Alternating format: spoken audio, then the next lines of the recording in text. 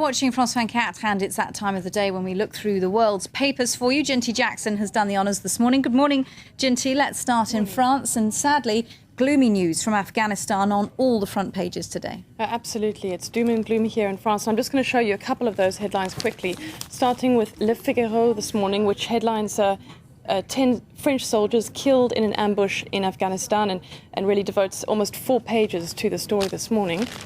On to left-wing Libération. Similarly, the headline there is Afghanistan, l'épreuve, Afghanistan, the ordeal, showing French tanks against a really kind of forbidding landscape.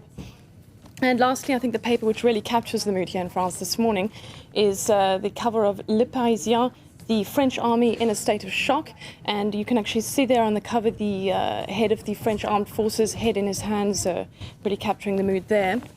But I found if you want any kind of real debate on this subject, you need to look into the regional papers this morning. And there I looked at a couple of editorials. Firstly, one from La Nouvelle République. Their headline was actually Mourir pour Kabul, which translates as dying for Kabul. Now, the paper's editorial points out that Sarkozy said back during his presidential campaign something along the lines of, "We have no reason to stay in Afghanistan for too long." He subsequently bowed to American pressure and sent more troops in.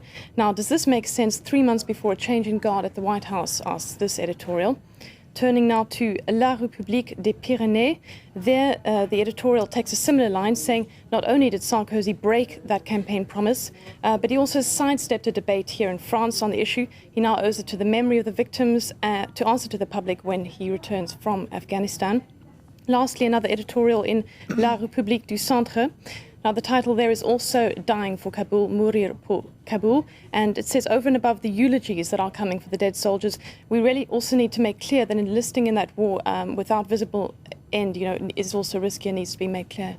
Very interesting reaction there in the French regional press, because, of course, 2/3 of French people are said to be against any kind of French engagement in Afghanistan. So perhaps those questions reflected there. Let's move on to the Olympics, Ginty. South Africa didn't win a medal this morning, sadly, in the 10-kilometre swim in Beijing, but their swimmer was provoking a lot of headlines anyway. Tell us why. Absolutely. Well, her name is Natalie du Toit, if you haven't heard of her, and she has been getting a lot of media interest this week. Now, she lost her left leg in a motorbike accident when she was a teenager. Now, she was already a competitive swimmer at the time, but after her accident she decided she would just keep swimming, and that one day she would actually make the Olympics. Now, this morning she obviously realized her dream. Now, I've had a look at an interview with Natalie du Toit in German paper Hamburger Morgenpost. Now, the headline there is "In the water I feel free," says Natalie. And you can see her diving in there. Now, she's ranked 5th in the world. She qualified against able-bodied athletes in Seville without too much trouble. And she says she compensates by strengthening her upper body and her right leg. But she says that right leg actually often cramps up and takes strain. So it's difficult to compete against able-bodied athletes, but she does it anyway. Incredible story of courage there, Ginty. Well, let's go over to the UK finally, where a road sign of all things is creating a bit of debate. Why?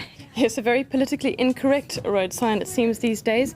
That's a story in The Telegraph in the UK, titled "Pensioner Groups Demand Elderly Road Sign Change." There you can see the sign that's creating all the buzz. It was originally the winning entry in a children's drawing competition back in the early 80s. But now pensioner groups say, hang on a second, not all elderly people are all hunched over, nor do they necessarily walk with a walking stick. So it does make you kind of wonder what image they might dream up if they're going to replace the sign. No. A little bit of grey power there from Great Britain. Thank you very much indeed, Ginty Jackson, for that review of the papers. Stay tuned now to France 24.